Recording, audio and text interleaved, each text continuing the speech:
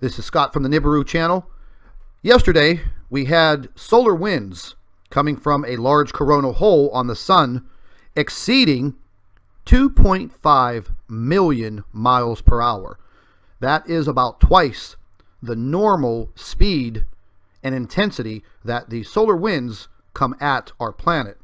Now, the reason why I wanted to share this information with you, and we're going to go ahead and start taking a look at this information because it is rather critical whenever you're dealing with these solar winds. And right now we're taking a look at a 48-hour loop of our sun from the SDO.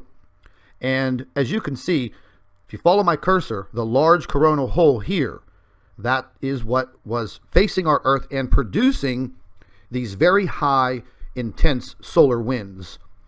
And when they refer to the solar wind, it's not exactly the wind that we would think of. However, these are streaming particles that literally smash into the Earth. Now, some of them are deflected by our magnetosphere, but a very large portion of this does penetrate all the way to the Earth's core.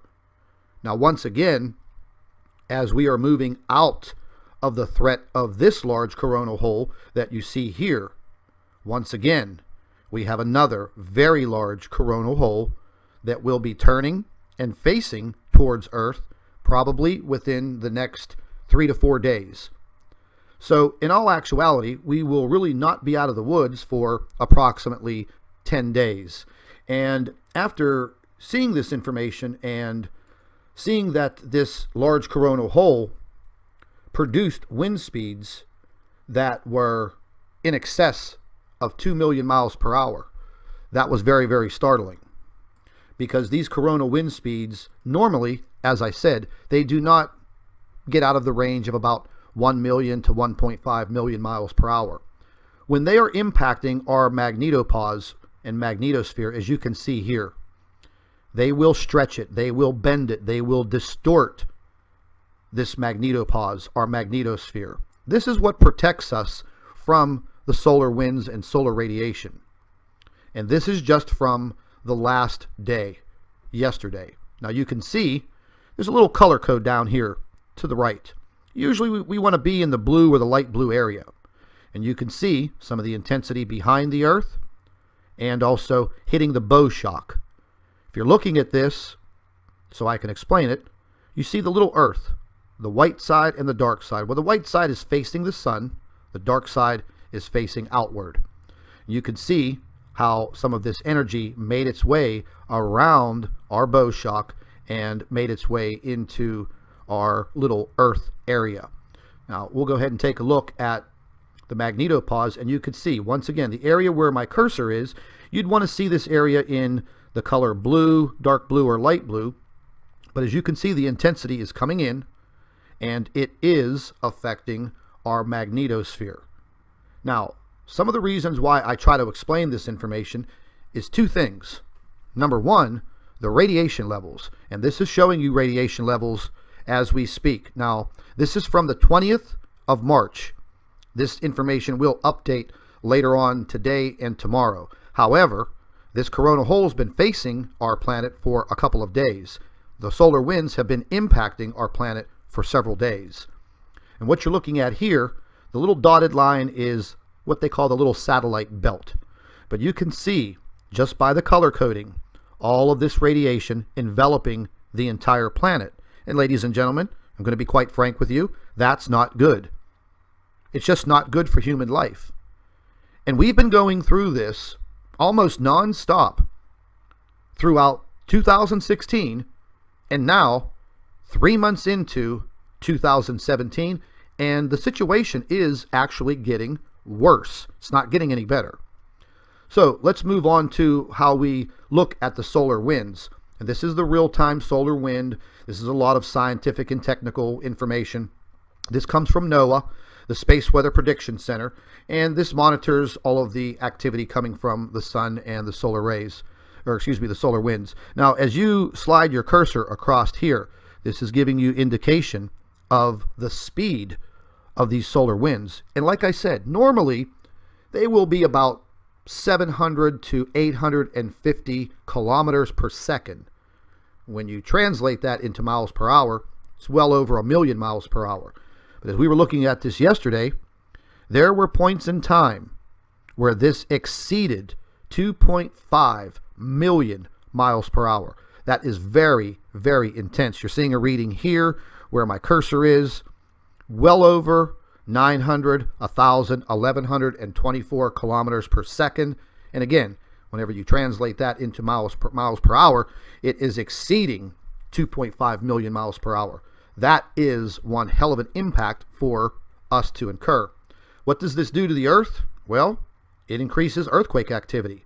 You will have people out there that will tell you that does not happen. Well, they're actually telling you a lie. They're trying to deceive you.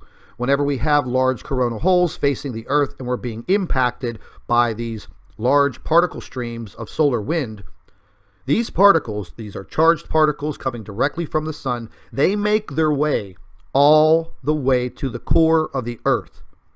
They heat the core of the Earth up, and then we have earthquakes. And this is something that's been going on now for over a year, and it's going to continue because of the condition of the sun and what we have lurking out there in our solar system that nobody wants to talk about. But I will talk about it because I know it's there. Everything happening right now to our planet is directly related to the presence of a brown dwarf star in our inner solar system.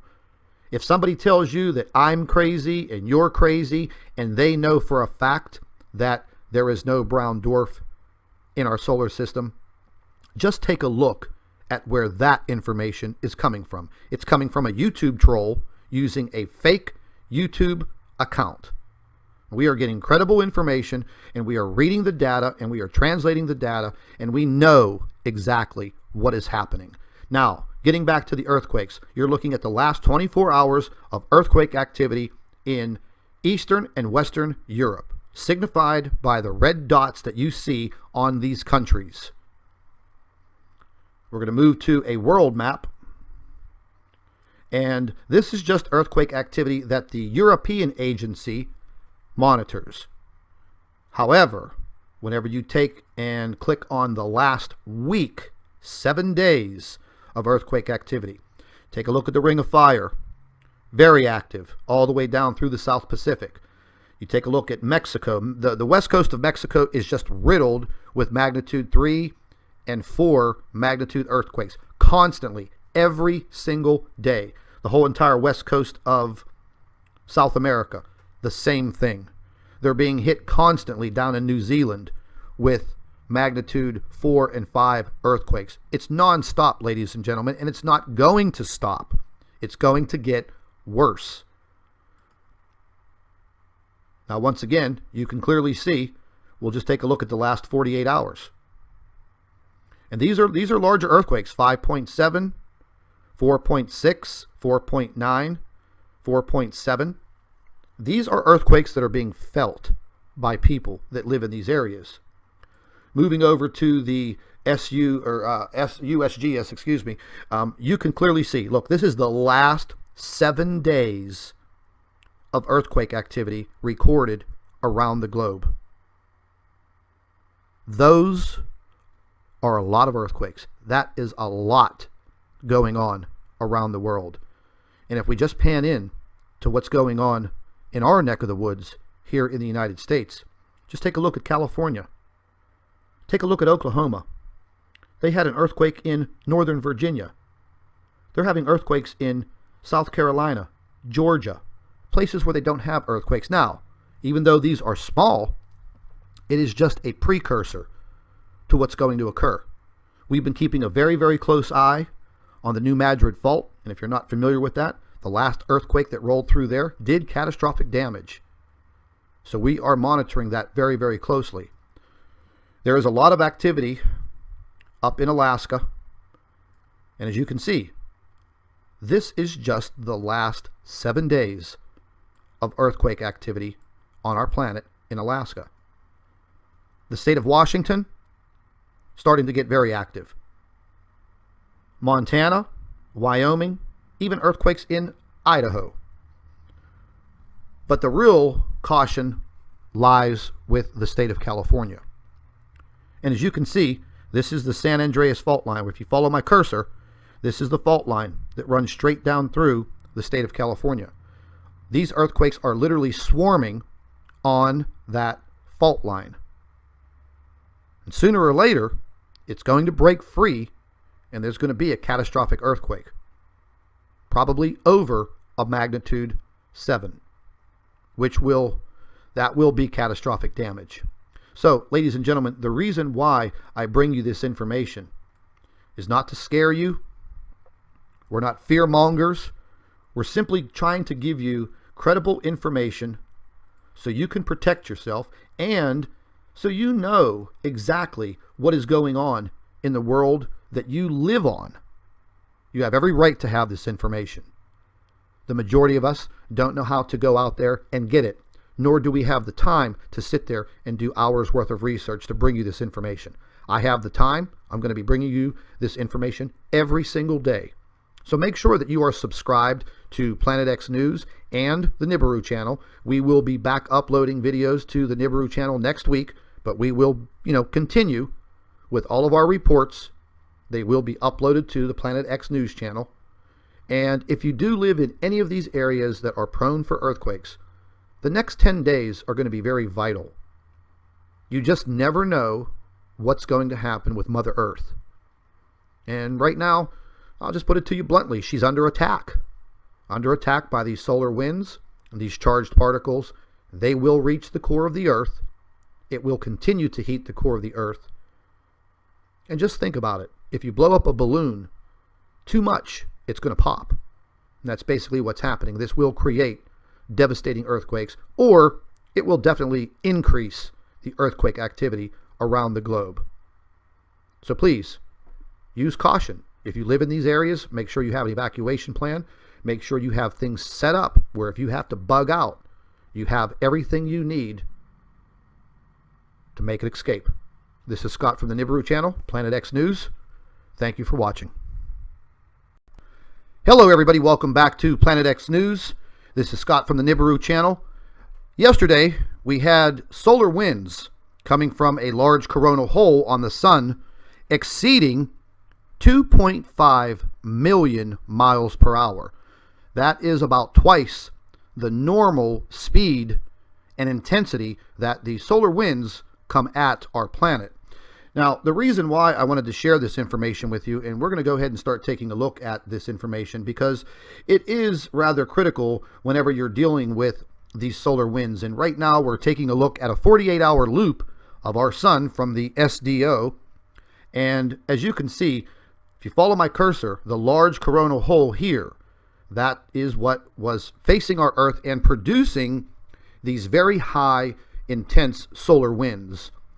And when they refer to the solar wind, it's not exactly the wind that we would think of. However, these are streaming particles that literally smash into the Earth. Now, some of them are deflected by our magnetosphere, but a very large portion of this does penetrate all the way to the Earth's core.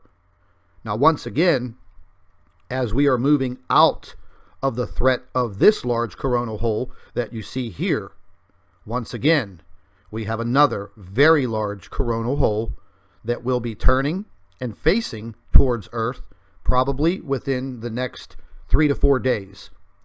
So in all actuality, we will really not be out of the woods for approximately 10 days. And after